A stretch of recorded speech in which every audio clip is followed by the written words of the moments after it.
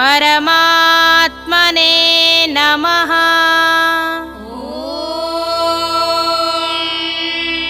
श्री परमात्मने नमः। श्रीमद्भगवद्गीता श्रीमद्भगवद्गीता अथ अष्टमोऽध्यायः। अथ अष्टमोऽध्यायः।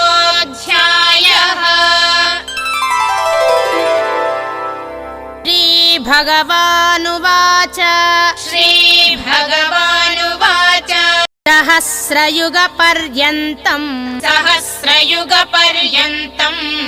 अहर्यद्ब्रह्मणो विदुः रात्रिं युगसहस्रान्ताम् तेहोरात्रविदो जनाः ॐ तत्सदिति श्रीमद्भगवद्गीतासु उपनिषत्सु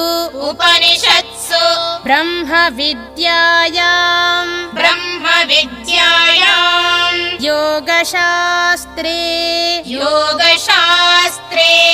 श्रीकृष्णार्जुन संवादे